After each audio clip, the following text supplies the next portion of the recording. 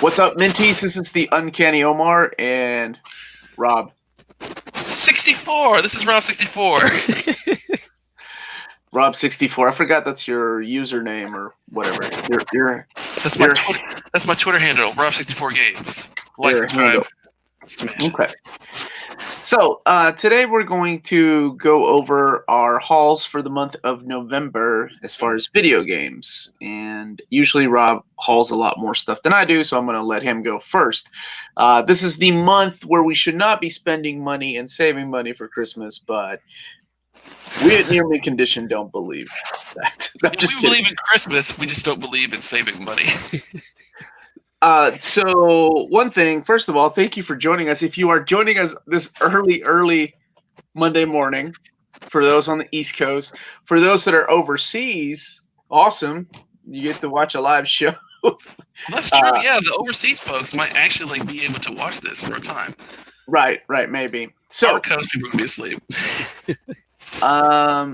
Rob, do me a favor. Put the little headset away from your face because you keep rubbing it and I think it's making extra noise. There we go. Is that better? So, absolutely. So why don't you go first and show us some of the things you got? Sure, absolutely.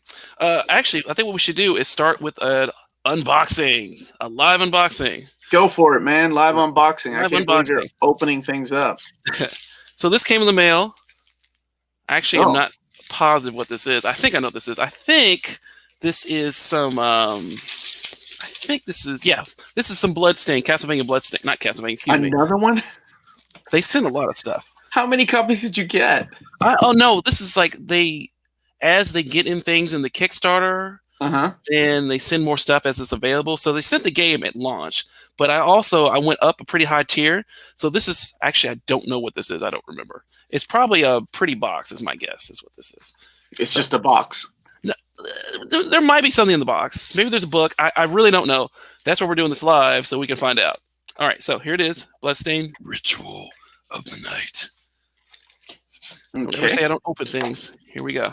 This is not the one that was done by Limited Run Games. This is the actual Bloodstain game, not the 8-bit. Not Circle of the Curse of the Moon. This is actually Ritual of the Night, the proper Symphony of the Night homage. So this looks like a book, the art of Ritual of the Night. Okay. Okay. Nice. And let's see. This is cover. Oh, this is the game. Okay, I guess. Let's see. How many copies of this game did you get? Again, Kickstarter backer. First of all, what is this the PS4 version? Is this the Switch version? Which? Okay, no, I'm wrong. This is not the game. This is. It's a case and the soundtrack, maybe an original soundtrack. So this must be the PS4 version then. Okay, so the person who did the music for this is not on here, but she did the music for Symphony of the Night. So she's actually a really nice person. I got a chance to meet her. Google her name, and let's see what else is in this box. Oh, look at this. This is I don't know. Poster?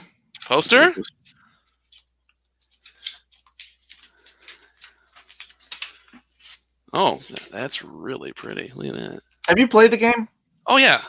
Play the heck out of the game. I didn't know if you had played it or not. Yeah, I actually do play some games. Which version do you recommend people? That's a tricky question. I believe the superior version is the PlayStation 4 version. Normally, I would say do not get the Switch version, but they recently released a patch that made the Switch version a bit more playable. Oh, good. So like if you like portable gameplay, the Switch version is now a viable platform. But I think it still only runs at 30 frames a second versus 60 frames a second on the other platforms. But PS4 is probably my first choice. That's where I played it. But the Switch version, given that it's portable nature, that's actually it's good. It's good. This is really pretty art. So, okay. All right. There you go. A soundtrack, an art book, and... Oh, wait. More stuff. We got a question in the chat.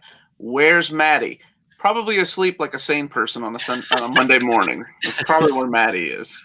Yeah, Maddie is wiser than us old folks. This is, I guess, a piece of filler. Awesome, Rob. Whoa. All right. Oh, here we go. Let me read this. Enclosed are the minted items in your Alchemist Treasure rewards, plus a temporary tattoo. That's what that is. And button you receive for unlocking the stained glass and malevolent metal achievements during the Kickstarter. This package also serves as a spacer for your copy of Bloodstained.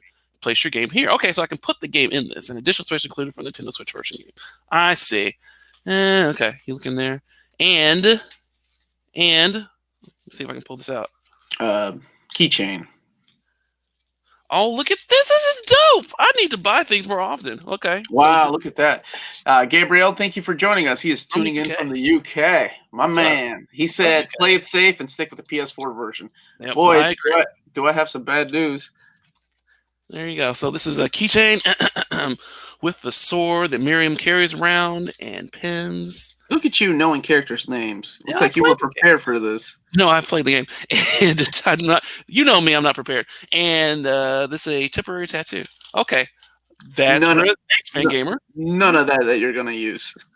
No, it's going to look beautiful. And I guess this is a spacer for the Switch version of the game. Nice. There you go. Okay. All right. So there you go. Unboxing.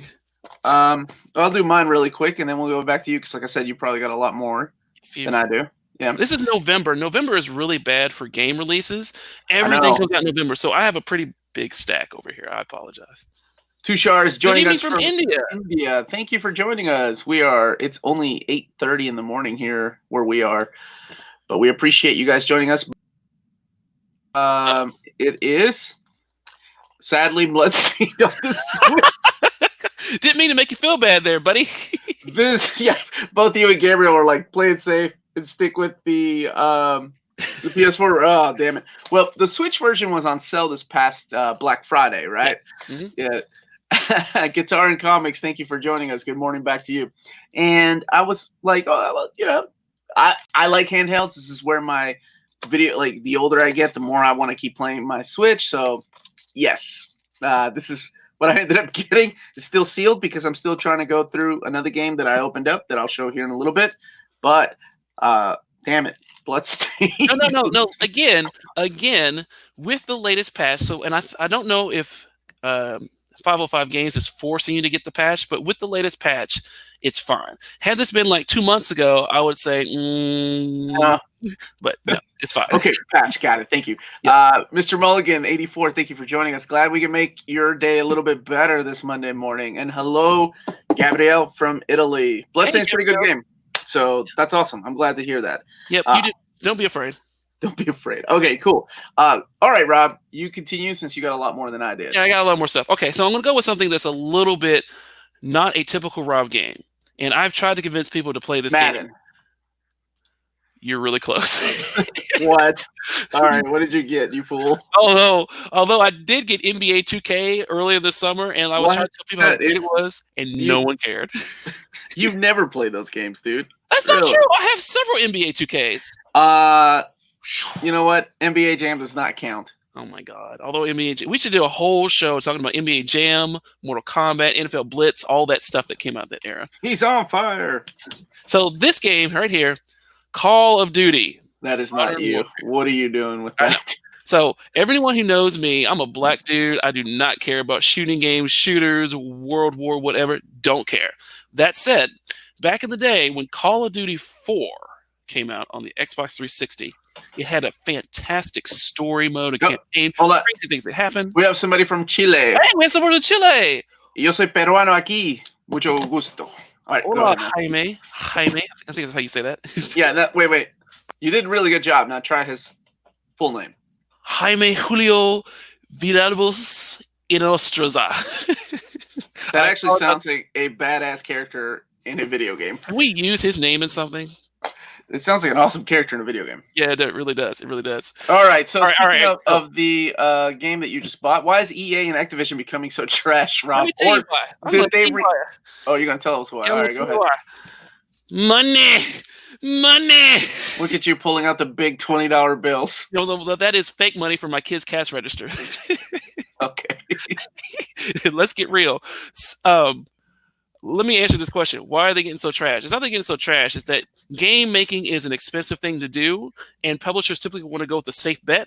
And so they know that it's safe to bet on Call of Duty, Madden, NBA, rather than take some more risque things. This is why we have indie games. So everyone listening to this, either now live or later on, please go out, buy and support the indie games, your small games like Control. It's a fantastic game. It's by Remedy. They did Alan Wake and Max Payne. And I do love Alan Wake like a lot. Exactly, right? So, like, they're a smaller studio. Go out and buy Control. That's how you can fight against the monster. Buy small games, buy indie games, like Death Stranding. Okay, all right. So let's talk about big old Activision and Call of Duty. Why did I get this game? Again, Call of Duty 4 that came out like 20 years, 10 years, 15 years, a long time ago. Fantastic campaign. And then a couple of iterations later, there's Modern Warfare 2. Those are both done by Infinity Ward, which is the original developer of the original Call of Duty series. Also, fantastic campaign, great game. I have not touched a Call of Duty since those games. No. Like, multiplayer games, shooter games are just not my thing. Then this thing debuted, and they really highlighted the campaign, the single-player game, the story mode. And going through it, I'm like, I don't know how I feel about this. And then I started playing it. What's up, Jesse? Go ahead, man. No, what's up? Saying hi to Jesse. Go ahead. Always. And it is fantastic. There are, and also I can tell this game was made in 2019 because you get to play as black dudes, women of color, go through all these places. People are empowered. It's like it's a great story, and you get to like do stuff in like different perspectives. 20 years ago, 10 years ago, flash forward and back. The story's fantastic. The dialogue, the voice acting. So you played this? I beat it. Rob64, Japanese gamer, beat Call of Duty. That's how good the campaign is. And after it was done, I was like, I want to play more because it's really, really, really well done. So, again, if you want a good story, I'm a JRPG kind of guy. I like good story. I like good campaigns. I dig those type of things. This game has a fantastic story, and it's actually fun to play. So there you go. So Douglas Smith is saying EA has been listening to the people a lot more lately. The new Star Wars game is supposed to be incredible. Now it's just a matter of them staying consistent. Yeah. So I know there for a while they took a dive, man. Oh yeah. There's a bunch with one of the previous Star Wars games. I think there was a previous Star Wars game. There was a bunch of issues with microtransactions and nickel and diming people and just throwing the same thing again with Call of Duty, the same thing out the window, thinking people were going to buy it. And EA got a lot of pushback from that, and it showed with sales. So now I think, like you said, like what Douglas said, they're listening. It's good to listen to gamers. Give gamers what they want. Okay. So you go ahead and keep showing. All right. So Gabriel's saying, speaking of indie games, I recently picked up an indie survival horror game called Darkwood. Incredibly atmospheric and downright creepy. Man, that is up. John Williams, we love your scores. Thank you so much for joining us. Oh my gosh, I can't believe John Williams is on the stream. That's amazing. We do this every time he joins us, by the way. The joke never gets old. All right, man. What else you got? I'm sure he gets tired of hearing it. We talked about Activision being the big monster machine. Also, let's see, who just talked about Star Wars? That was Dougie. No, that was Gabriel. Oh, was it Gabriel? Yeah. So here's Star Wars Jedi Fallen Order. Now, this game is done by Respawn. Respawn are the guys who did Titanfall 2. They know how to make a fantastic single-player and multiplayer game. This game is fantastic. You play as, I don't know, some white dude, some Jedi dude. But, like, there's lightsaber battle. Mace Windu. I said some white dude. Sorry, all Jedis look alike to me. They do. They kind of do. But you play as this guy. I forgot his name. And there's lightsaber battles. What's up, Grandmaster? There's lots of cool force effects you can do. There's lots of jumping and rappelling and walking on walls and force powers and getting in ships and interacting. You have your own little robot dude. It's wonderful. This is normally I was actually talking to my brother-in-law. What's up, Chad? I was talking to my brother-in-law. There are no good Star Wars games. And he brought up The Force Unleashed, which I think may have been the last decent Star Wars game since Coder, Knights of the Old Republic and stuff. Shut up. There's just not that many great Star Wars games other than X-Wing versus TIE Fighter. Well, here's a poll. How many of you all like the original Star Wars 1 and 2 Vector games? I'd love to hear your opinions on that. Put that the old freaking old arcade line. Yes, with the yoke and stuff. Arcade 1UP has released one of those, and I kind of want to get one, but I don't know if I like those games that much, or if I like them $500 worth. But maybe I'm in a minority. I don't know. Anyway, Arcade one up is killing. All right. Oh, sorry. So you got Star like, Wars. so the point of all this is, if you're looking for this game, I thought it was just going to be capitalizing on the Star Wars popularity right now. The new movie comes out in a couple of weeks. There's toys. There's a Mandalorian. Like all right, this is just a cash in for Star Wars. No, this is a fantastic game all by itself. So if you have any remotely interest in Star Wars or just good action games, again, good story, good gameplay, fun mechanics, Jedi Fallen Order, pick it up. It's great. And John Williams, I don't think John Williams did the soundtrack, but it sounds like he did. There you go. Okay. The guy in the chat. Got in the chat. Okay. So Gabriel and Grandmaster are talking about the that survival horror game Darkwood. Darkwood. Mm-hmm. Apparently it's very similar to Sekiro too, which was another great game. This actually that came out a few months ago, right? Sekiro came out at the beginning of the year. It's up for a game award. Nice. Which we're talking about on Thursday on our show. Mm-hmm. Okay, so let's see.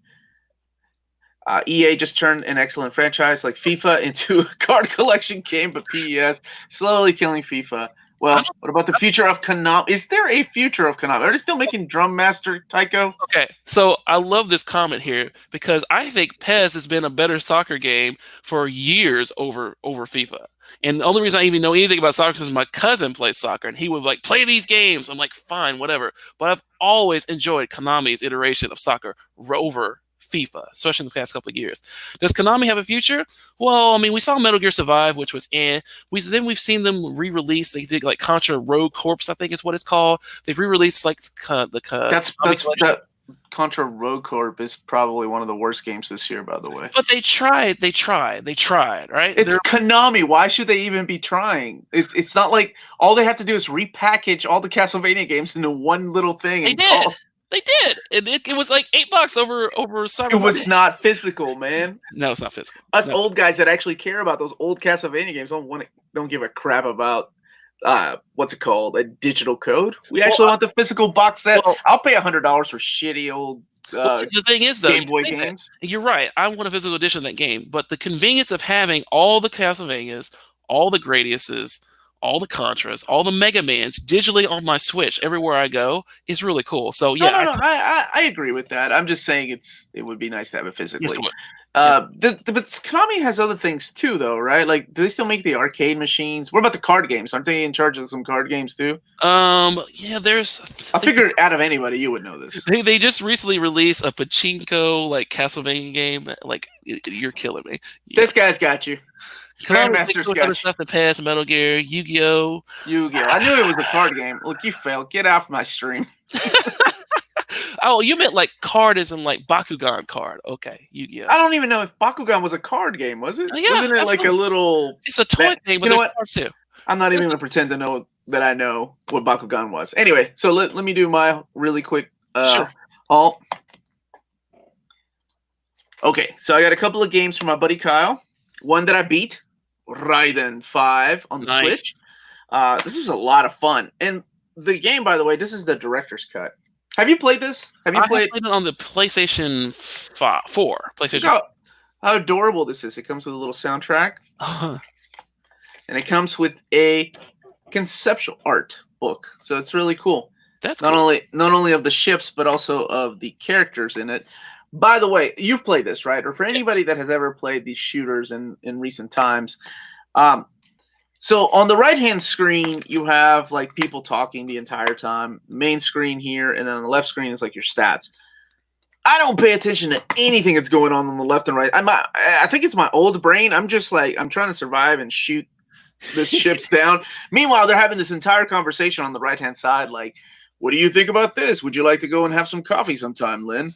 And what's happening? Like, there's entire dialogue. I'm like, whose brain is wired to keep up with the conversation going on the right, your stats on the left, and you trying to survive these multi-billion bullets coming towards you? Anyway, that was one complaint. I think what you're looking at is the generation who was brought up with phones. We're the generation that like kind of is in the middle of technology where phones were the thing when we were kids, but when we got older, we got them. I think the generation of players that had phones from the beginning, they are used to multitasking. They watch TV and play on their phone at the same time, which boggles my mind. Like focus on one thing and the other. So their brains could probably play something a boot shooter of hell like Ryan 5, and like also like text on the side while they're playing it.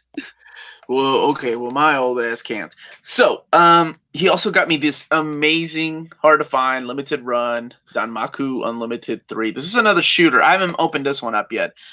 This is probably going to be my next game I play. I got a couple shooters from him a couple months ago that I need to go through after I beat the next game. But that That is really cool. That's fantastic. That's an amazing. He's such a not so mad. Shout out to Kyle. He's such a good dude.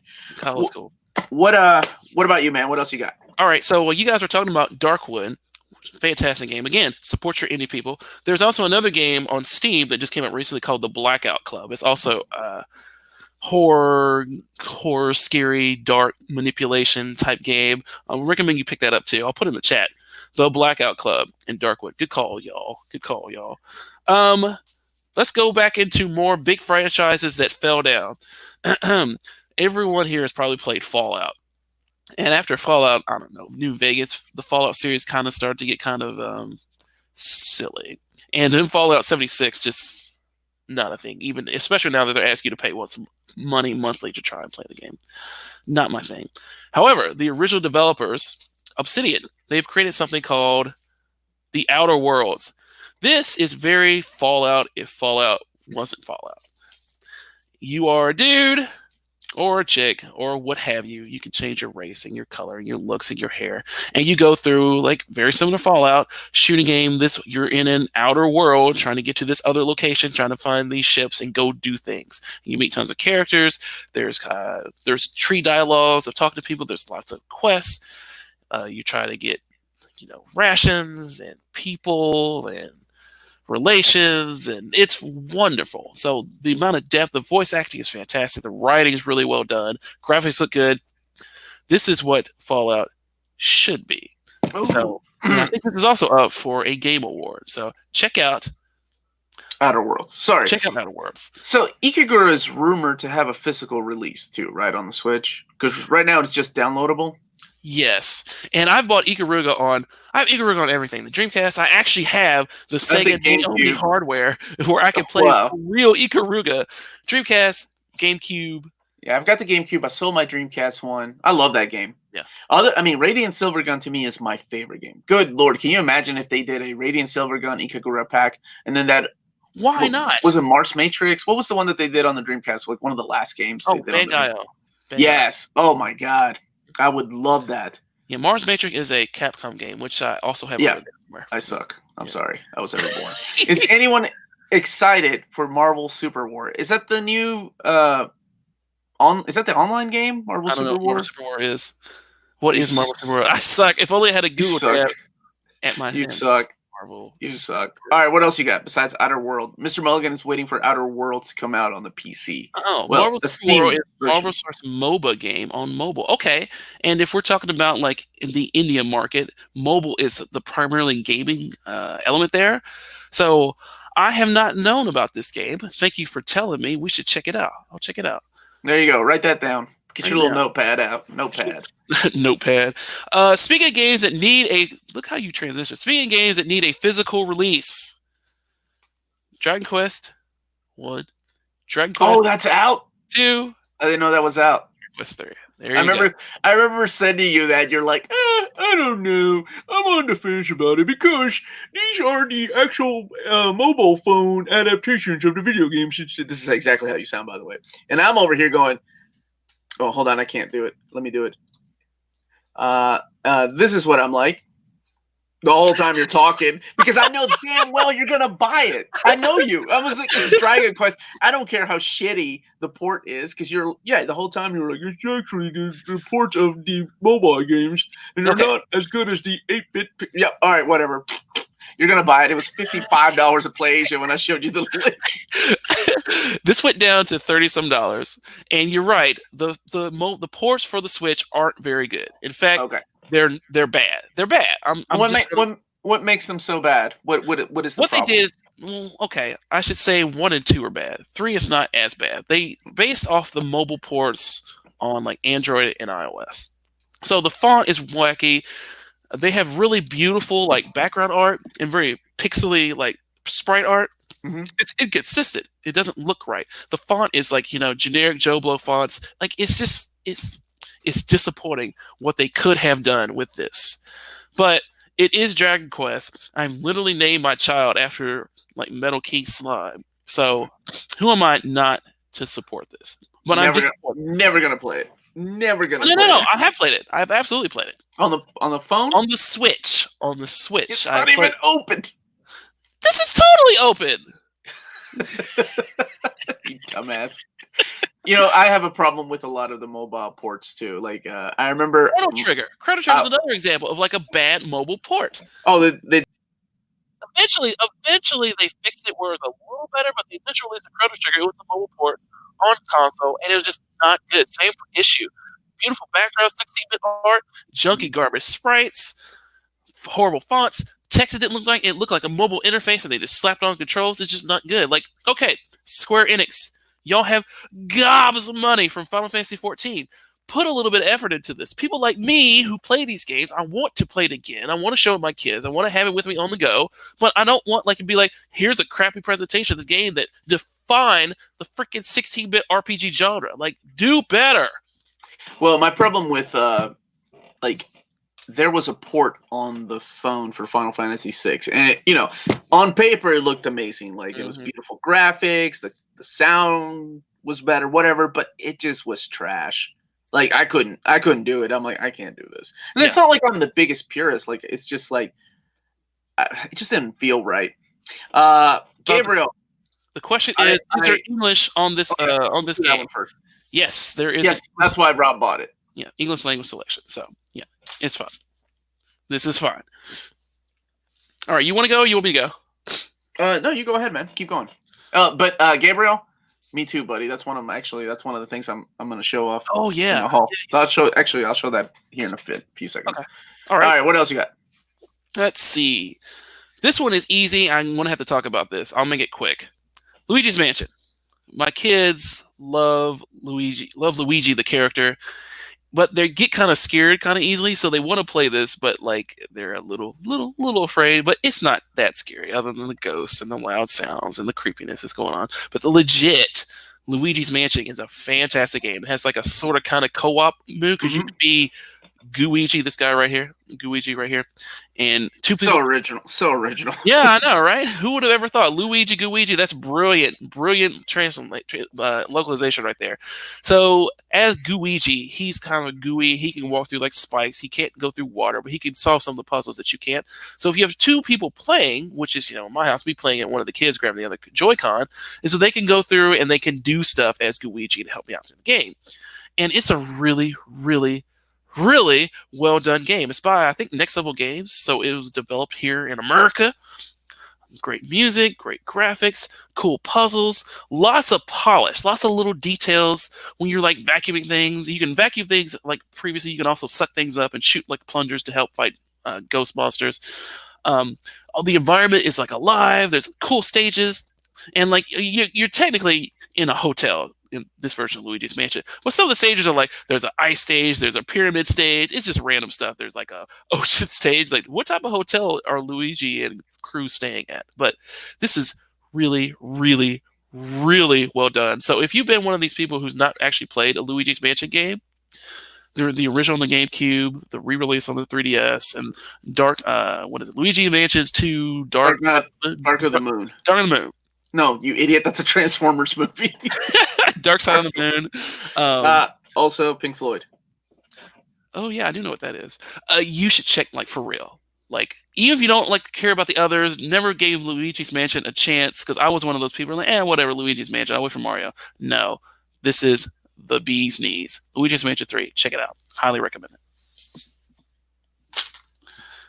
All right. Okay. All right. So, you know that Rob and I are big fans of these little things called amiibos, or what I like to call dolls. Dark Moon, that's what it is. Luigi's Mansion Dark Moon. And there is no shame in my game. I know what they are. I don't use these damn things. Actually, you know what? If anybody in the chat or in comments later on uses these for what they're meant to be used, please leave those comments down below, because I know Rob and I just have these little statues everywhere, all over, little dolls. All over. So all over. I got Chrome, Google Chrome. Make yourself full screen so we can see the glory of the amiibo. Yeah, they're a lot better now than they were before, huh? So I got Chrome from Fire Emblem. One of them, I can't remember. I don't think it's Three Houses. Then I've got Incineroar. What, The only reason what is an Incineroar, Omar? Because I know you don't know. I'm gonna call your ass out. Okay, so he is the third evolution of Litten. Ooh, where are you at now? You know why? Because I play Pokemon with my kids. Because you know why? I love my kids. That's why. Burn. That's the reason. Don't ask me what the second evolution is. All right, I'm gonna give you props. Very well, very good. A good friend of mine sent me this, so shout out to SS4 Rob 64, whatever the hell he goes by online these days. No, Rob got me this when he went to the Nintendo store. You can talk a little bit about that here in a minute. Sure. And then of course I've got the manliest dude that carries a whip. Simon Belmondo. Simon. So this is an excellent question right here. Which is more cheaper hobby, game collection or comic book collection? I don't know. I'm screwed. I collect. You know what though? Honestly, Rob knows this. Like, I don't collect as many video games as I used to. I made it a rule that I need to play my video games, and you know, as I purchase them. So with comic books, to me, it's more expensive, of course, because that's the stuff that I enjoy, that I've gotten a huge, like, really, really big into. Video games, you know, they've taken just a few steps back because I've had kids. It's harder to devote myself time to play. It's finding that time, and I think that's why the Switch is so amazing. That it's a lot of these games are now coming on the Switch for the first time. Like, I'm probably going to play Dark Souls on the Switch because I never got to play it. Yeah. But that's another one of those games that you got to devote 100 and something hours to, or like Dragon Quest, right? Ain't nobody got time for that.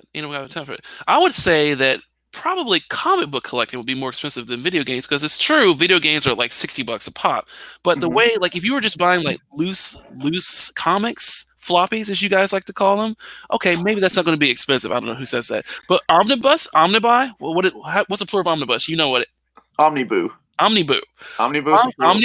Those are $100 a pop, and there's a ton of them. So I don't know. That's a good question. Well, I mean, that's the thing, though. Okay, so if we get, let's say, 5 Omniboo a month, right? That's still not that big. Like, look how many $100. Right, but then look how many limited editions come out every month from video games. Every month, and you know, I'm talking about special editions, not just on one console, but many consoles. And if you're a guy that loves, like, for example, your Mega Man is one of your favorite games, right? Mm-hmm. And if they release an anniversary edition, the Switch has a special feature that the PS4 doesn't. The Xbox One, I don't know if they still make games for that. Oh, that's right, Call of Duty has a special edition that the PS4. You know that you're the type of person that justifies it by saying, "Well, it's my favorite game. I gotta have each version of it. Otherwise, I'm a loser." Or whatever. I have. Like you, I've tried to reel back a little bit. I'm just getting games just because they're like, okay, there's some exceptions. Zelda, Mario, Mega Man, those things I'm just going to buy. It doesn't matter. But I am been trying to, if I'm not going to play the game, I'm not going to purchase the game. I have been reeling back. So, yeah, we're both screwed no matter what we do, is the moral of this story. All right, my friend. You go ahead next. All right. So, yes, dolls. That's what I got. Dolls. Speaking of dolls. All right. What do you got? You ready? Okay. Yep. This is... you talked about Incineroar. Speaking of Incineroar, Pokemon Sword and Shield double pack. Okay, so you're going to play both of those?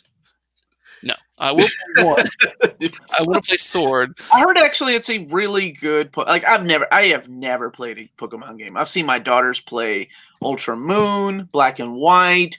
What was the other one that they played? No, Black and White was one. Yeah. It was a Michael Jackson album. But anyway, I've seen them play enough. Oh, and Let's Go Eevee, Let's Go Pikachu. And I heard that this is a really good version of Pokemon. Like, right. I don't know if that's, I have no say in this. Okay. I'm going to give you a little bit of say. Like you, we grew up right when Pokemon was blowing up, and right when we were like, Pokemon's for kids. I'm gonna play real Right. RPGs like Final We were Fantasy. both Right? 97, right? 97, 98? First Pokemon I think was 99. No, 90. you're an idiot. You just throw yourself off a cliff somewhere. 90, 97. Oh, dibs on that God of War I limited came back. edition. Okay. Resurrection. I think it was 97. I was working at Walmart and I was going to college. So I think red and blue were because I 90. remember looking at the stand. I think red and blue were 98. Nah, dude, 97. Bet. We have the internet, and we also have people on the forums. Yeah, can anybody please correct me and Rob? Because I'm saying, okay, we're both. Yellow. I say it's yellow 97. Yellow was 99. I think blue and red, or red and blue were 98. I'm thinking 97 because I remember specifically putting up the stand going, look at this Tamagotchi bullshit. This ain't ever going to sell. So man, I was wrong. Like you, I didn't grow up playing Pokemon games. My brother, even though he was probably close to the right age, he didn't really play Pokemon games either. We were playing quote-unquote real RPGs. So full disclosure, I think we had an episode about this. Things we've never done. I've never played through a Pokemon game. When my kids are like, they're getting into Pokemon. 98, ha! Eat it! Damn it. I'm going to boot Geo off this chat. Don't question me about video games. All right. All right, go ahead. So, never played through a Pokemon game. I was actually playing through Pokemon Let's Go because like it had the little Pokeball controller and the kids were kind of getting into it. But like I after I got to Rock, how does Rock see? Isn't his eyes closed the whole time? You mean Brock? Brock. You I said Rock. Dumbass, you said Rock.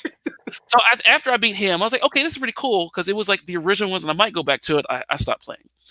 So this came out, Pokemon Sword and Pokemon Shield. Now I've only played this just a little bit. So I can't really say this is the one. But the little bit that I have played, I have really, really, really enjoyed. A lot of the little annoying things that I found about playing, and I've always played little sprinkles of other Pokemon games, like how you had to have inventory with your Pokemon. You can only have 6 with you. It's a pain to go heal them and take them with you. Then you can switch them out in real time. There's tons of Pokemon you can catch. There's an area called like the Wildlands where there's tons of Pokemon that are just running around. You can have like 20 or 30 like in the past. Like that's how you get to the first gym. It's ridiculous. Graphics are beautiful. Sound is beautiful. When you go to actually go to the gym, they're like these big huge spectacles. You can have these. The Pokemon can turn to I think it's called Dynamax. They can get real big and they fight and throw big things. It's actually really cool. It's okay. Really cool. Okay, now everybody's gonna play September 1998 from North America, blue and red. I was doing a lot of bad things back then. I don't remember much of what happened in the 90s. 98. Yeah, good job. Yeah, you're right. You're right every once in a while.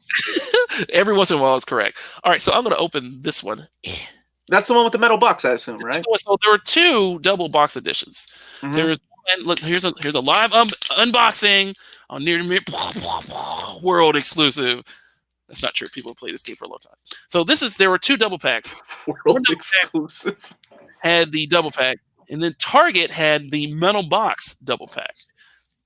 So you get your games, as I said, Sword, Shield. I went with Sword because I like blue and I like to chop things up. But the metal box, this is what the metal box looks like. Oh, that's pretty. Yeah, so there's Swordazar and there's Shieldazar. I don't know their names. I'm sorry. I think you just made up some bullshit. That is probably accurate, though. Swordazar and Shieldazar are probably the correct names. Oh, dude, there's a crack on your metal case right in the middle. Looks like it's falling apart. I don't need to sell it. Inside the map. Oh, for both of them. That's actually cool. Yeah, so this is a pretty cool package. It costs the same as buying Sword and Shield separately, and I have 2 children that are of age that would play these things. They're like, then you're a damn fool. One is reading, because the second one is learning to read. So I was like, you know what? I just might as well nip this in the bud. That's what I got my girls. I talked to you about this, like what to get my kids for Christmas. Yeah, and I got stream and ruin Christmas. I thought about getting them Pokemon Sword and Shield, right? Mm-hmm. And I was like, well, there's no way in hell they're going to share a Switch. No, it's not going to happen. When each of them want to play a Pokemon, no, it's not going to happen. So I got them a Switch Lite, and that's their Christmas, right? Switch Lite, and then Pokemon Sword and Shield. But it's similar with my children too, because my 6-year-old, I want to get her a 2DS. I think they're a little bit young for Switch Lites. Like when they Hmm. be like in like 9 or 10, it's probably when I'll upgrade to the Switch Lite because it's glass or whatever. But at the time, 2DSs was the way to go. 6-year-old, here's a 2DS. There was no chance I could give my 6-year-old a 2DS without giving my 4-year-old a 2DS. It would just You know what? never. Right, and it's this thing of like, when you have kids, you never. Because I always thought I was going to be the parent that's like, no, I'm not going to get my kids the exact same thing. But sometimes you kind of, Yeah, you I don't still have get to. mad at my mom. I would get like Optimus Prime, and then my brother would get Optimus Prime for my birthday, and it was the same thing. Right. So, You do the it. same thing happened to us. I got a bag of rice for Christmas, and my brother had to have a bag of I rice know what bullcrap. so I we could eat, you first world country bitch. We were starving in Peru. All right. I'll go next. Oh wait, I'm not done. I'm not done. Oh, what You else all you got? make fun of me for taking small children's things from GameStop All the time. All all the the time. time. Well, Guys, if you're ever missing anything like a pre-order, like a metal box or a limited edition, and GameStop's like, oops, we accidentally sold it to somebody else. Sorry about that. It's probably this guy right here that took it. first of all, I did not take it. It was offered to me. You I stole never it. asked, hey, can you give me this? They're always like, hey, so-and-so hadn't picked this up in 10 minutes. Do you want it? 10 minutes is plenty of time to pick up your pre-order if you care. This is a What? Where are you going to hang that up? Like, that's ridiculous. banner with a map. You're such a fake fan. You're never going to hang that up, man. What are you doing? Awesome. How am I supposed to say no to this? Like, no, there's no chance I'm going to say no to not having a Pokemon Sword and Shield banner. You're exactly right. I have no idea where I'm going to put this. You're Maybe I'll not. You're going to forget about it. You're going to give it away. give it away. All right, go ahead. Okay. This game right here, have you played this? This is Death Tiny. It's on the PS4. It's my only PS4 haul. It's a Japan only release. It's one of the M2 shooters. Oh, But okay. what's cool is it comes with, I love when they do this. A reversible Interchangeable, cover. Reversible covers. That's a better way of putting it. Nothing special. No little instruction booklet, but you do get a reversible cover. And I love shooters. Like my friend Kyle and I rave on about how great shooters are because you can literally just jump in. You don't have to know stories unless you're playing Raiden 5, where there's a whole story blog going on the right hand side. But it's just something you can easily pick up. I don't know if it's because it's my age, because it's just a lot. Shmups aren't really a lot of. I don't hear a lot of people talk about shmups anymore. Yeah. As much as when you and I were growing up, we go to the arcade. That's what they had, right? It was before fighting games were big. There were shmups, like just everywhere. Yeah, exactly. And like that's the thing. I still play these games. You had made a comment about Mars Matrix. I recently played through, accidentally, mind you, Mars Matrix 2. Because it was on my Naomi hardware over here. I was like, okay, I'll play a couple stages of this and then I'll be done.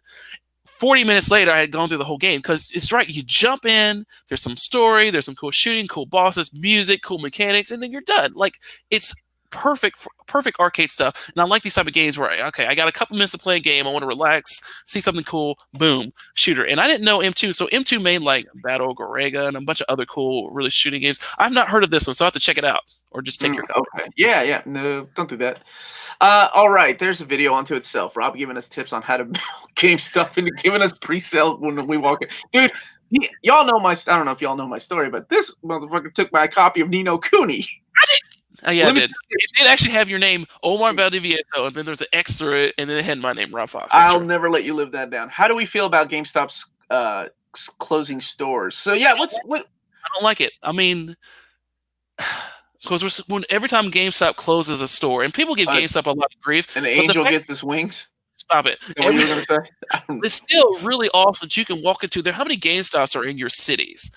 Like in Lexington, which is not that big a city where we live, there's like 6, 5. There's a ton of GameStop. So if I'm looking for a game, or usually this comes into play with older games. I'm looking for a copy of Metal Gear Solid 3 for the PS3 or something obscure. I know one of the 6 GameStops in Lexington will have it. So and also people that work at GameStop, they actually know games. So I can be like, yeah, what was that game where the dude shot that one guy? Oh, that's Resident Evil 2. Here it is. Right. Wait, people at GameStop? Really? I don't know. I've had bad experiences. Yeah, Do you not remember? What was it? Yadrisil Union. You remember my story about Yeah, that? get It out was, of here. dude, it was Yadra Union. Anyway, No, that's a whole nother story where I oh, and just I complain did about. take my copy. Tom had a copy of East, and the dude was like, fighting. You mean Wise? Like, no, no, I don't. It's East. And then dropped it on the ground. So yeah, we've all had bad experience at GameStop, but overall, I have good experience with GameStop. Now, closing stores. I don't know if that's mismanagement. I don't know if that's because digital sales have become more of a thing. I don't know if it's because like maybe they're concentrating too much on like the other stuff, like the Yeah, pop stuff. it's almost like becoming like Hot Topic or what Spencer's Gifts, like or what is it? The one that's still alive, not Suncoast, but not Hollywood Video. Jesus, I'm showing my age. What is it? FYE, right? It's almost like becoming an FYE. Yeah, so like I don't know. Like I still, when I want something new, I'll just go to GameStop. If I want something random and obscure, I also go to GameStop. So maybe what they can do is, I know they have on their website, they have an initiative where you can get old games. Like last month, I did a retro haul, and most of that was GameStop was running a sale on Dreamcast games, and I ordered like a 6-pack of them, right? So maybe they can bring in some old retro games that have been, and even though I complained they didn't come with boxes, really, really no boxes, but the discs and stuff were in great shape. Like everything looked good, it worked, it was fine. So maybe GameStop can lean harder in on the retro community, or maybe I on the mean, high end community, how, or I don't how know. many are they? How many have they closed, or are they announcing that they're closing? I don't know, 10%, like enough where it's like we would lose one or two. Now I don't think Damn. any of them are announced here, but it's a possibility. I always go to the GameStop in the ghetto. They're great. That's my favorite GameStop. That's where I go, honestly, because usually it's not crowded. They usually have things in stock because nobody really goes there. One thing I will say about places closing, like it's a double edged sword with me. And I mean closing for good, right? Like when Circuit City closed, when H Gregg closed for good, when Toys R Us, like there's a part of me that gets excited, like yes, I get to have things on sale, and then a part of me just it's kind of sad, like I'll never get to walking through that store again and experience buying things physically, because I still remember things that I purchased at Mhm. Gregg Toys R Us, man. The Toys R we did a whole episode on Toys R Us, but anyway, so I think it's like that with GameStop or EB Games, Funko Land. Whenever they get acquired, Oh yeah, America's yeah, computer software. right, exactly. Whenever things get acquired, it's just something dies a little bit. But anyway, that's being melodramatic. What else you got? And there's a couple good questions I want to touch before we leave tonight or today, Sure, this sure, morning, sure. All tonight right, at 8 o'clock in the morning. 8 o'clock in the morning. Let's see. I can show a couple of mine off since you. No, I just showed off that time. So you go ahead. Yeah, all right. So my dear friend Shane, I love that uh, guy. he's a great guy. He usually comes by with something really random and obscure, and this is the very definition of random obscure. I actually don't know what this is. I've not opened it and played it yet. This is called Stranded Sails: Explorers of the Cursed Island. I believe this game is very similar to like Harvest Moon and Animal Crossing. I believe it's more of like a hybrid of that. Oh, And so that's totally got your name on it. yeah, well, Harvest Moon. kinda actually, because I have a lot of Harvest Moon games. Believe it or not, I love that series of games. Let's I see. didn't know that about you. Stranded Sails, an open world exploration adventure filled with quests and secrets. You find yourself shipwrecked with your crew and mates, solve mysteries on the cursed islands, and escape before it's too late. Okay. Well, maybe it's more isometric Zelda. I don't know. So I will play this and figure out what this is, and I will report back. So there you go. Stranded. If someone in the comments knows what this is or has played it, let me know. Let me know if it's any good, or let me know if I should keep it sealed and put it on the shelf so What do it'll you sell think? for I'll put it $500. on And let's see, the developer, let's see, let's give props where props are due. The developer is called Lemon Bomb Entertainment. So shouts out to Lemon Bomb Entertainment for hooking up with Merge Games to get their game published and produced. And here's a physical copy of their game. That's really cool. There you go. Stranded Sails: Explorers of the Curse Island. Okay, thanks, Shane. Where's my copy at? That was my copy, wasn't it? Oh, that was your copy, That but was my copy. yeah, you Son of were a in, bitch. you were out, so I just took it. My bad. I couldn't make it, man. All right, what else you got? How many more you got? Because I just Yeah. got like 3 more. Or no, 2 more. I have 3 big ones and 1 small one. Okay, go ahead and do one of your big I'll do a ones. small one. I'll do a small one. Okay. This is simple. Oh, I almost bought that. That's the physical release of my friend Pedro, right? Correct. And this is a fantastic side-scrolling shooter. You are not a banana, even though there's a banana on the screen. Your friend is a banana. You go through, and there's slow motion, cool effects, shooting, great action, very twitchy. This came from GameStop. I believe Strictly Limited Games did one as well. They did. And I don't know the difference between the GameStop one and the Strictly Limited Edition one. But So I think they're catching. Is it Fortnite that has the banana guy with the gun? Because that's why I got mixed up with those games. No, there's no banana gun guy in Fortnite. There's a blob thing. I don't think so. There's a banana guy with a gun in Fortnite. Somebody correct this fool in the chat or in the comments. Could be. I'm not a 10-year-old. I did play Fortnite when it came out. I'm not a 10-year-old, but I bought both copies of Pokemon Sword and Shield. I have small children. It's the first Pokemon on a console. There has never been a mainstream Pokemon game on a console. So how was I supposed to say no to that? All right, shut up. Anyway, so easy. All right, go ahead. Yeah, props out to, let's see, Old Man Glasses. This is Dead Toast Entertainment for putting out a fantastic game. Not only did it get I think this won a couple of awards too. This is a great game. I encourage you, if you like shooting games, action games at all, my friend Pedro, from our friends at Devolver. So check it out, either GameStop or Strictly or Special Reserve. I think it's they're not special. I think it's Special Reserve. It's the one that's in town. I mean, in the U.S., not the one that's overseas. Yeah, so Strictly Limited is overseas. Special Reserve, excuse me, let me correct myself. Get this from Special Reserve Games. There we go. My friend Pedro. Got it. Thank you, Rob. What else you got? I got two more. So I got a big one and a big one and a big one. So all right, get one of the big ones. All right. Y'all have I have some cool friends in Japan, and I've talked about this game on the Super Nintendo. Ninja Warriors. All right. Sorry. Ninja Warriors. But you already had this. Oh my God! Did you get a limited? I'm not even going to ask how much you paid for that. But before that, there is a banana costume. Oh, there is a banana costume before Fortnite. So you go to hell. Thank you, Bandito. Thank you. That's a little extreme. Ninja Saviors. Is there a picture? I want to see. I'm going to have to Google this it's banana. The banana dude with a gun. How do you not? You play video games, you don't know this? I don't know. All right, go ahead, man. Ninja Saviors. To keep up with. Teach us about the Super Nintendo days. I remember we should have a whole episode where I just talk about how great Super Nintendo games were, and you kids don't know anything about good gaming with your Fortnites. That should be a whole episode. With your Fortnites. You're so old. Okay, so this is the Ninja Saviors, Return of the Ninja Warriors, Toon Collector's Edition. Now, I just got this in, so I haven't had a chance to open it, and I'm not going to open it right now on stream. I apologize. I'm going to tell you right now, I'm going to do a live stream at Rob's house where I open this game. I'm going to do it, Tim. So the reason I wanted this is because this comes with the soundtrack to the game. And the soundtrack, and there's a regular soundtrack and there's a mixed soundtrack. And I love the music to this game back in the day. The arcade had great music.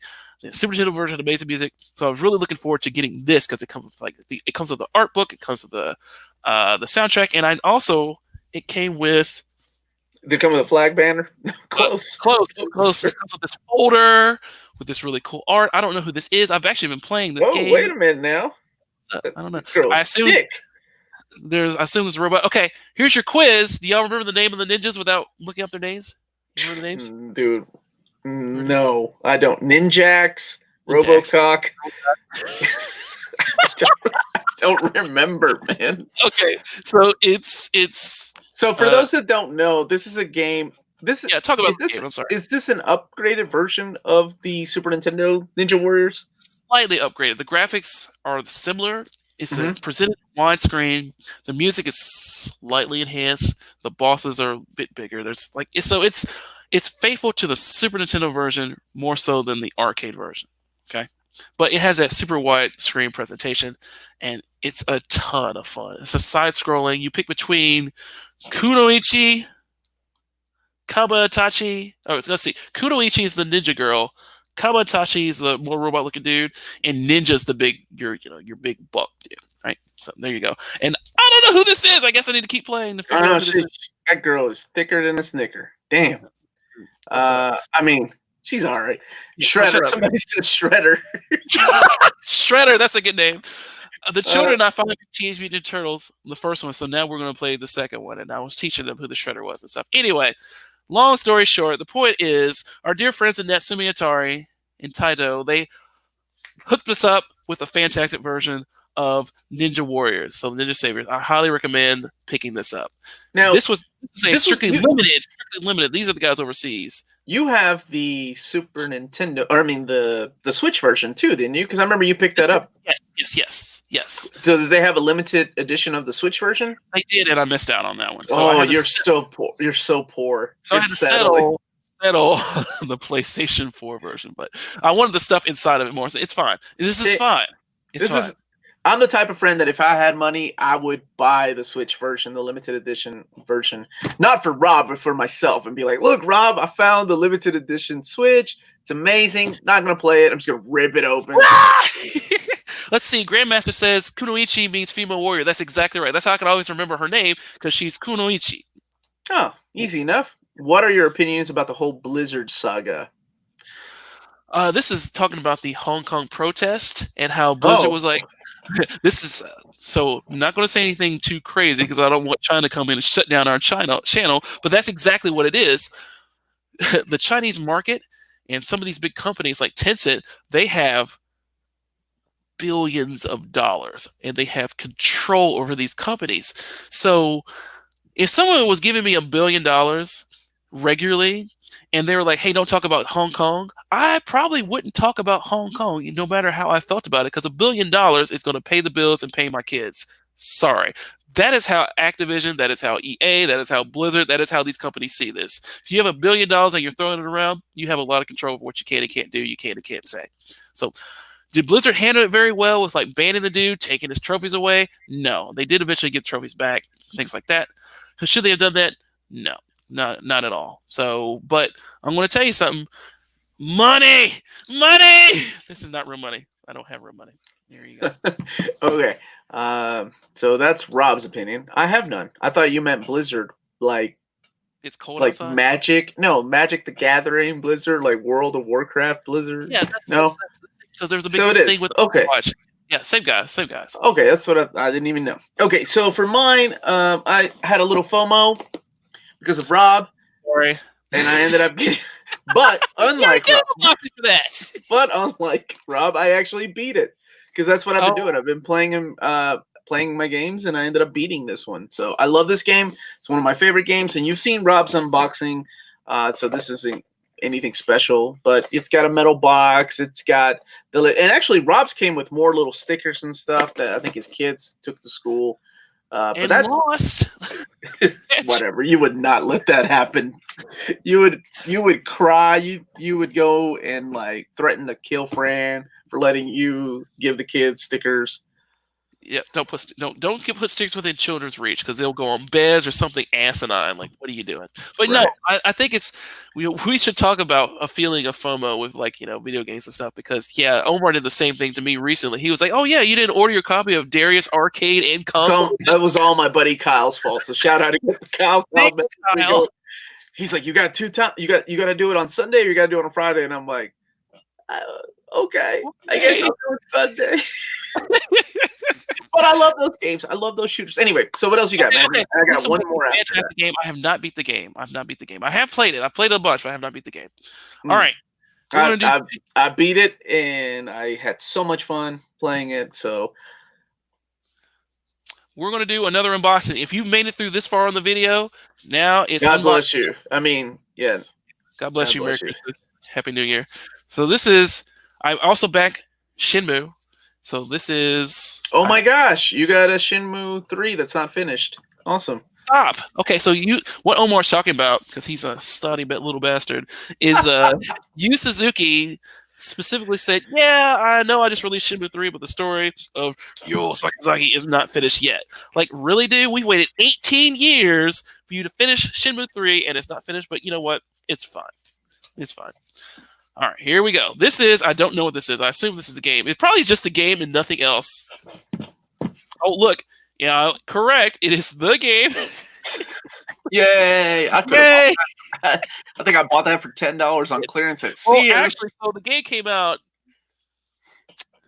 November, sometime after Death Stranding. November 13th, 12th, 9th, something like that. Like something November 10th, something, right? The next November week, 10th, yep. Black Friday, this game was $35. But you wouldn't have. I mean, you got it shipped to you. It has Hold on, your hold on, hold name. on, hold on. It also does have, so it's not a complete waste. I get this sleeve. All right, what is it? Is that a CD in there? There's a No, CD in that's there. just a sleeve to put the Shut up, game. dude. That's a CD. No, it's just a sleeve to put the game That's in. ridiculous. All right, there you go.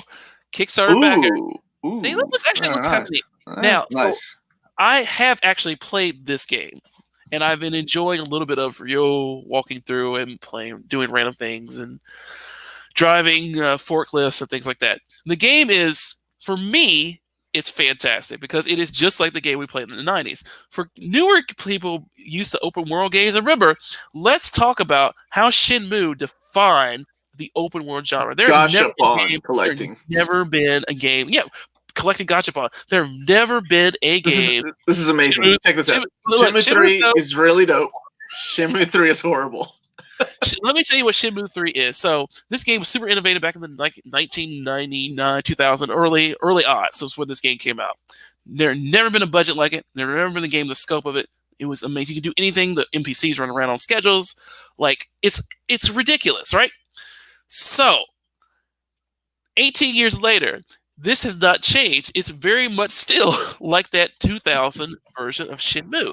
So if you liked it back then, you're going to love this because it's a lot of the same. Some of the character animation is stiff, some of the fighting is a little stiff, but it's very much an homage to Shenmue 1 and 2. I would hope it's more than an homage. I hope it's a follow. Well, wait, it in the way that it plays. Gotcha. To how it played back in 2000. They haven't added very many modern quality of life upgrades. It's Shenmue through and through. It just looks prettier. It looks gorgeous, and it sounds gorgeous. And the gameplay is it's pretty good too. It's pretty good too.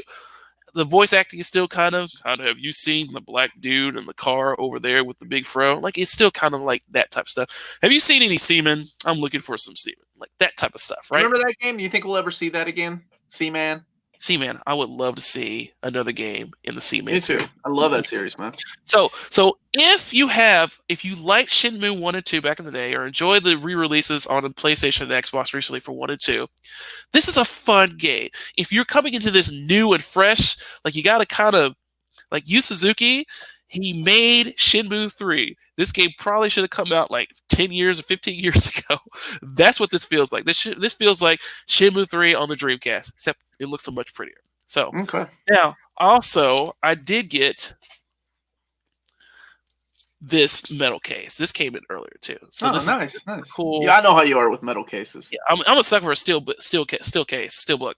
So now I have a choice of where I could put the game in. So this actually surprised me that you didn't go this route. The limited run set with the Dreamcast case. I'm surprised you didn't go that route. It was a wonderful touch. It's just so expensive, man. Well, that's the thing. Limited run. Let's see, Gabriel. The limited run set with the Dreamcast and wonderful touch of the parts still could justify the price of admissions. The game is getting a pretty bad write-up. Okay, yeah. So limited run, and I believe it or not, I did not push the button on this because I'd already backed it on Kickstarter, and I got this case thing, and I was like, okay, I'm not going to double dip. But limited run had a version, which I believe is similar to the European version, except the limited run version came with a Dreamcast like retro like case that you could put the disc in, so it looked kind of like Shenmue 1 and 2 over there, so which is really cool. And it also came with like a lamp, like a light box, and some stickers and some coasters. Like it was a legit set. But it was $100, and I'd already spent $100 on the Kickstarter, and I was like, I'm gonna let that one go. But you talk about FOMO, I did go, maybe I can find one on eBay, but no, it's the price is going crazy. So if you got that limited run set, congratulations, you did well. If you missed out on the limited run set, you might be able to find it in Play Asia or Game UK or something like that. You might be able to get it other ways. So Shenmue 3. Okay. And then I got one more, and then we're done. All right. Well, I got one more, and this was my big purchase. I played my brother's copy of this game, and I'm going through it right now, as a matter of fact. Because when he played it, when he showed it to me, I was like, God, this is a really good side scroller. And that's really what I've been on a kick. I've been on shmups and side scroller kick. I beat Monster Boy, which my buddy Kyle sent to me. I've beaten a lot of side scrollers lately, but I had to pick this up, and I went with the limited edition from Fan Game. Yeah, I haven't picked this up. Very nice, very nice. Hollow Knight. It came with like stickers. And it also came. This is really cool, like paper craft sets. Not that you and I will ever open those, but No, if well, I'll never open it. My kids. my wife and kids get a hold of these things, I'm gonna be like, "Where's my papers? Oh, my paper crafts! You all bust them open." But it's a really nice set, man. And then this is the box. Now I had to go to the third party market because this has been sold out of Fangamer for a while. Yeah. I think I ended up paying. I want to say it was like $60, $70 because it was opened, but there's nothing downloadable that came with it. So you get the little figure here with the stand. That's beautiful. Nice. It's like it almost looks like a locket. Now I have had so much fun playing this game. So if I really enjoy a game, then I'm going to get the limited edition of some more cards here. Let's see. Oh, look at that. Very nice. Very nice. Gabriel says you can check out Dead Cells. Yes, Dead Cells is so my brother told me not to get Dead Cells. No, I disagree. Because he said it was a here's one more. It was a what's it called? A roguelike. That's when I had to learn the term what roguelike meant. Because I was like, what the hell's roguelike? He's like, well, I don't know what he said after that. He's like, it's not a slow scroller. There's a little comic book. The dungeons are randomly generated in Dead Cells, but it's still a fun Metroidvania-esque type game. Now, there's another edition that comes. I want to say it's like the GameStop edition. It's a limited edition that comes with like a plush. Yes, like a plushie. That's what I thought that you meant when you pulled this one out. No, this is the Fangamer edition. It comes with a screen wiper for and then of course the game itself. But the game is inside of my Switch, and if you have not played this is probably one of the best side scrollers I've ever played. It's well balanced. It's not as crazy as the difficulty isn't as bad as some of the other ones I've seen, but it's still really fun. Yeah. Oh, that's another game that I played. Where the hell is that? Battle Princess Madeline. Madeline. Did that come out? Was that out? Well, I have the Japanese version, the physical Japanese version. Yeah. Limited Run Games just did announce theirs, and probably will be out sometime in March of next year. How do I describe it? Beat it. The game itself, so those that don't know, Battle Princess Madeline. Let me see if I can find it. You talk about it a little bit. It's very Super Ghouls and Ghosts-esque. So the developer, the developer wanted to put a strong female protagonist in a game as tough and difficult with the same art style and gameplay style as Super Ghouls and Ghosts. So that's what this is, and it's great, but it's also really tough too.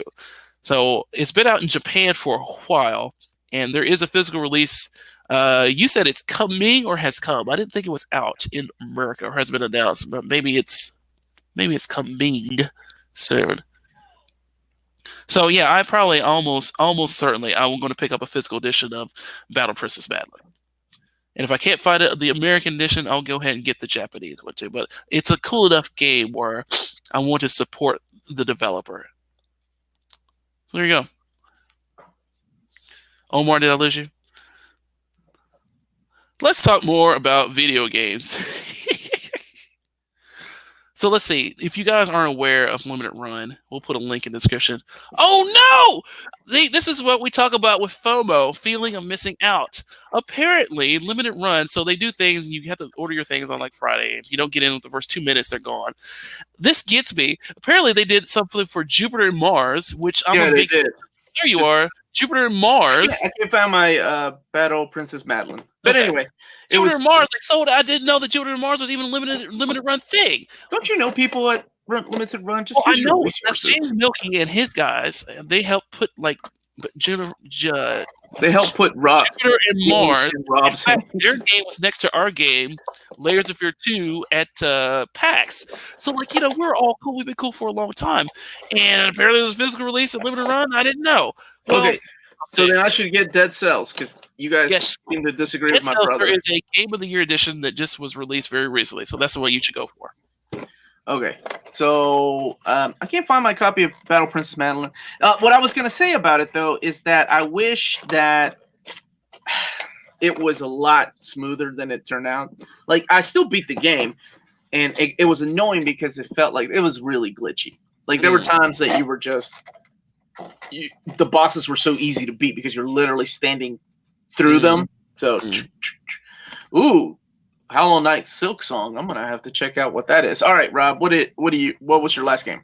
All right, last game, and we are over on time. I apologize, but last game. This is obvious if you all know me. I'm a big fan of random Japanese action games and prolific Japanese producer, developer, designers.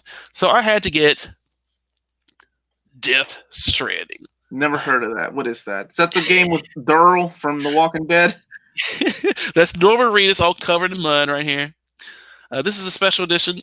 Came in a metal box. Comes with a bunch of DLC codes. So it stars. Let's see. Let's read these people's names. I don't know who they are. Norman Reedus, Miles, Mads Mikkelsen, Leia Sado, Lindsay Wagner, Guillermo del Toro. Yeah, I think that's everybody. Oh, and isn't what's his name in it too? Get Jeff Keighley, Conan O'Brien. No, Junji Ito, like the guy that made I know who he is. Uzumaki, all the manga, like all the weird. I don't think he's in it. Maybe he is. Maybe I haven't gotten that far. I'll prove you wrong again for the third time during the show. Go ahead and keep talking about that thing. Just quit talking about that. So here's the metal case. This is what it looks like. I'm a sucker for metal case. There's some DLC that I went ahead and installed. The game's not in here because I'm actively playing it. I'm at chapter 4. Here's the soundtrack called Time. Junji Ito made. He's the main character in Death Stranding. How do you not know this? You are an idiot. No, he makes a cameo. That makes sense because Kojima is a big fan of Ito stuff. That's what the inside of it looks like. Nice. And yeah, so this was really neat. I'm like, okay, let me describe Death Stranding because I've gotten in a bunch of I'm not gonna say arguments, but me trying to defend the game to people. So this is like the Postman, right? Like with Kevin Costner. And you're delivering things. What? Okay. Should you play Death Stranding? That's what I'll say. This is. Should you play Death Stranding? If you like Hideo Kojima's kind of wacky stories that are really weird, because I mean, like you're delivering packages. There's weird like ghost monster things and dudes that are chasing you, and there's babies attached to you. It's so random, but I'm having fun with it because when I try to describe it to people, it sounds terrible. Like there's one instance where I was playing the game, and like you stack stuff on your back and in your body, and you have to be careful with your weight. And like if you lean, you have to hit the R button or the L button or whatever, right? So I was trying to deliver this stuff, and I had a pretty heavy load, and I'm trying to cross this river, and like you can see how deep the river is, and I misjudged a move, and I fell, and a whole bunch of stuff fell out of the river, and I spent 10 minutes trying to collect all my stuff and pick it up and struggle and get to this thing. That sounds really terrible and monotonous and not fun to play. But it's one of those things where you get little breadcrumbs as you're playing. Like, oh, I got a little further. I struggle through this area, through the terrain. Like, it's not just hitting up. Like, you have to, like, actually negotiate the terrain. I got to where I need to go. Relief. Or I just traverse this area where there's these BTs or these ghost things. You have to duck and cover your mouth so they can't touch you. It's very stressful when they appear. And you get through the area and you're like, thank goodness I got through it. Sometimes they'll play a song as you're going through like the easy part. BTs are the monsters and BBs are the babies. Correct. Thank you, commentary. That was Grandmaster. I'm not taking credit for what he said. No. And as also, this is like Dark Souls, where other people's things that they do in their games can appear in your game. So, for example, I was trying to get down this cliff, and some dude had made a ladder for me. I'm like, thank you for making this ladder. Or there's an area where there's a bunch of BTs, like the ghost things that are chasing you around, right? And again, it's kind of stressful. Some dude had built a bridge over a particularly nasty area. I'm like, thank you, dude, who had made a bridge for me so I can get through this area. Or I had a bike. The first time you get a bike, you're like, oh, thank goodness I don't have to walk this far. I can just get on this bike. But it's running out of battery power. So some dude had built like a batteries canister. Right? Like, here, you can charge your bike. Like, thank you, random dude. You hit the like button, subscribe button to their stuff. Like the social interaction with like other gamers playing this game and sharing things and the fulfillment of, okay, like Jeff Keighley's character's in the game, which is kind of silly. And he's missing like action figures or whatever. And you finally give them to him and like, thanks, dude. I really appreciate that. Da da da. Like it feels good to help people in the game and help people, and also in real life when people are helping you in the game. It feels good. The graphics are absolutely, positively stunning. It uses the Decima engine that is used in Horizon Zero Dawn, which is one of the best looking games of last year. This one is still also gorgeous, 4K HDR. Stunning game. So I have been having a blast. Again, I have 85 children and 75 jobs. You only have 15 jobs. Why are you so lazy? I still am chapter 4 of this game. Like I'm playing About the your heck out. Australian accent?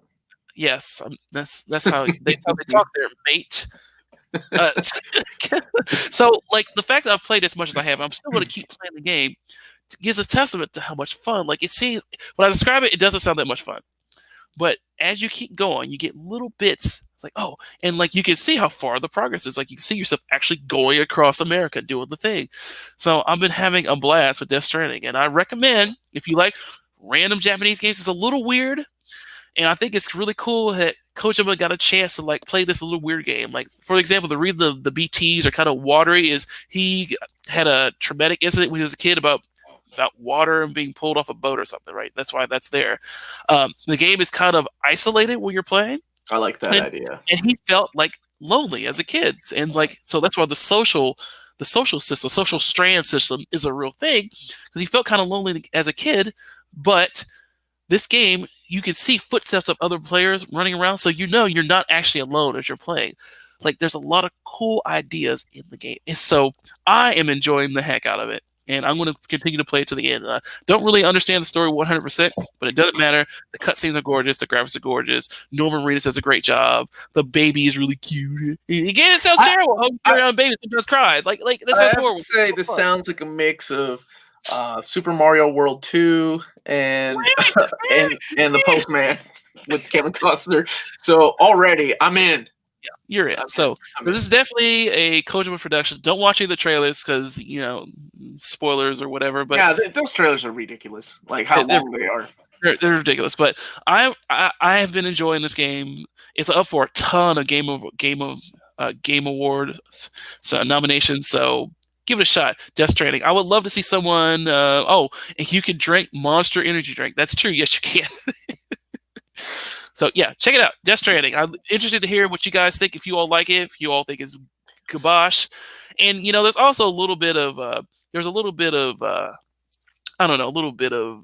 controversy because Hideo Kojima, like in Japan, he couldn't get a loan, he couldn't get an office. No one in Japan really cares who Hideo Kojima is. Maybe one or two people do, but in America, everyone's like, "Oh my God, Kojima! Here's all my money." That's crazy. So like the game, like he wanted to do his own studio. It was just him. He brought on a couple people like Shinji Shitakami. The name is escaping me, but he's the guy who's done the art for Metal Gear. He's got people that do the music and some of the character design. Like he's got some people from that he's worked with in the past. And Sony came to him and was like, here's some money. Here's the Decima engine. Go do your thing. So like he's kind of indie, but not really indie because if Sony's giving you like $30 million or whatever, that's not very indie. But it's really neat that games like this could get made because it's something Konami would never let this game. Like they would look at this and be like, no, there's no chance. But it's cool that something random like this is able to be produced about a guy delivering packages across the United cities of America. So I love it. I'm still playing it. I'll see if I get through it. Whatever. That is Death Stranding Special Edition. I believe this is the longest you've ever gone about a video game. Namely, no, I'm going to talk about Red Dead Redemption and Dragon Quest 11 too. I do every stream. Play those two games. Those are games of the year. All right. So everybody that's in the chat, thank you so much for joining us. If you couldn't make it to the live chat, because of course this is Monday at 8 o'clock when we started this, what the hell is wrong with us? Then leave those comments down below what you picked up in November. We'd love to know. Thanks, Rob, for joining me. This was a lot of fun. Hold on. Wait. You have a question? All right, go ahead. Question: is Diablo and Baldur's Gate on the console good? All right, on the Switch, ahead, Diablo 3 on the Switch, fantastic. The Switch. It also supports co-op, so you can play it together, and you're still doing your clicky thing. It's great. Baldur's Gate, I have not had a chance to play, but Diablo 3 I can confirm is really good on Switch. Okay, there we go. Peace, John Williams. Yes. So everybody, thank you very much. Don't forget to hit that subscribe button if you haven't subscribed. Smash that notification icon so you get notifications the second we drop new content. Boom. Thank you, Rob. You know what you're saying. All right, it is 3:40 where Grandmaster is. So God Okay. bless you all. It's only 9:40 here or 8:40, whatever the hell time it is. All right. Remember, if it's classy and cool, it must be near mint. Goodbye, everybody. Games we play together.